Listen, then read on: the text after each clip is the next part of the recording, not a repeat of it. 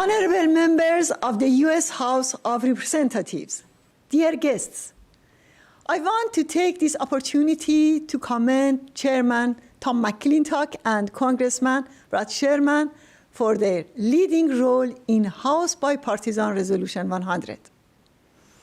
I would also like to recognize the House majority members who stood on the side of the Iranian people to offer a sound policy on Iran. You showed the correct side of the history. Since you introduced this resolution a month ago, the Iranian regime, under different pretexts, has shown its utmost anger and has resorted to massive rhetoric against the noble members of U.S. Congress. But House majority support for this resolution is, in fact, the decisive response of U.S. House of Representatives to the Iranian regime and the massive disinformation campaign to hinder your support for the Iranian resistance and people's uprising. It demonstrates that the members of Congress will only increase their support for the people of Iran as they fight for a democratic, free republic based on separation of religion and the state. Continuing the policy of appeasement by the West, especially over the past 6 months, has allowed the Iranian regime to evade accountability for its crimes. Despite brutal suppression inside Iran, the resistance units are relentlessly working on a daily basis, as change will only come as a result of the struggle waged by the Iranian people and their organized resistance against the IRGC and repressive forces in the Iranian streets. The Iranian people have shown in the past 6 months that they reject any form of dictatorship, be it the Shah dictatorship or Mullah's theocracy, and are willing to pay the price to achieve freedom. Indeed, Iran will be free.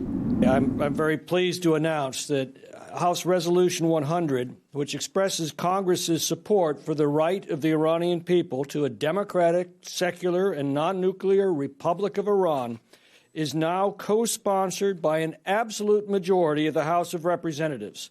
222 members of the 435-member House, Republican and Democrat alike, now stand side by side with the people of Iran who struggle to rid themselves of the theocratic thugs who have oppressed them for far too long.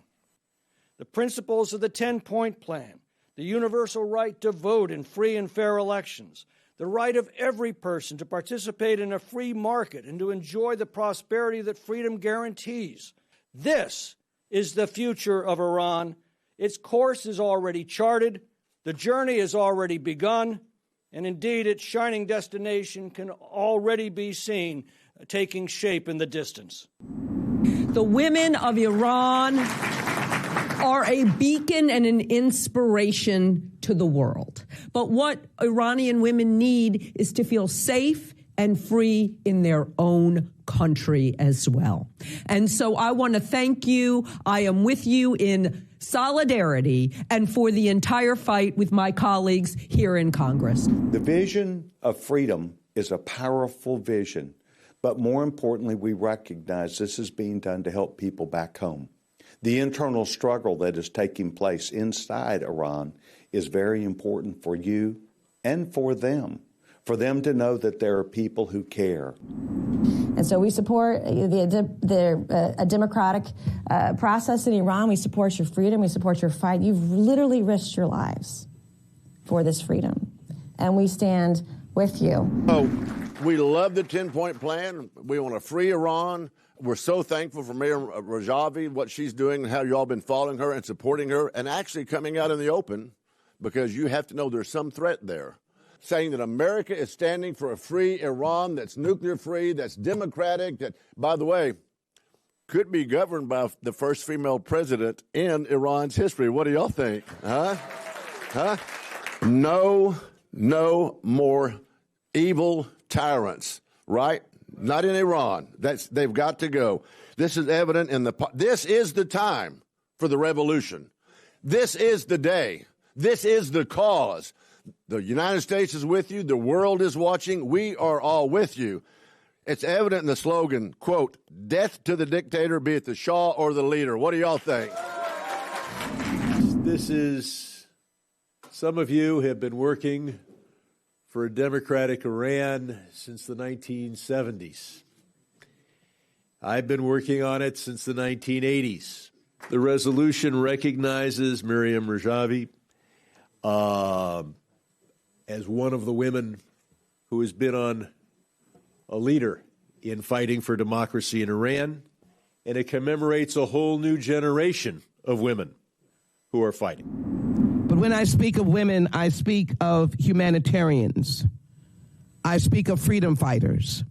I am looking to Madam the President, the freedom fighter. And today we honor this president. Miriam, we honor you. Madam Rajavi, we honor you today. Long before anyone would listen, I'm very grateful that her plan calls for the universal right to vote, free elections, and a market economy, and advocates gender, religious, and ethnic equality.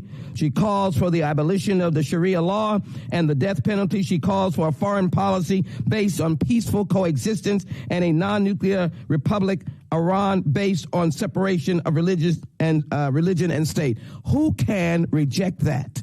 But how grateful we are to have a visionary who way in front, so much so that they called her a terrorist. Thank goodness I was on the right side of that, and that is no longer the case.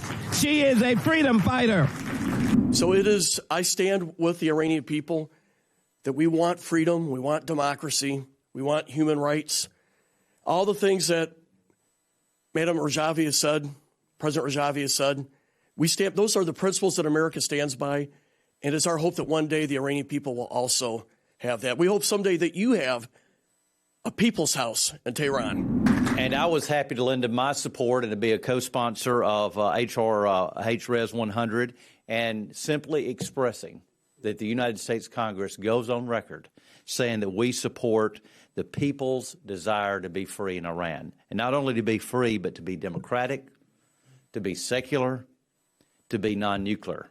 So I just want to say thank you to the Albanian government for their support, and want to do everything I can to encourage them to support Iran, a free Iran. We are very supportive of the people in Persia who want a free country, a free republic, built on a constitution that guarantees freedoms, and a people who respect that constitution. And Iran will one more time be a light, not only in that part of the world, but over the whole world, like it has been through so much of its history.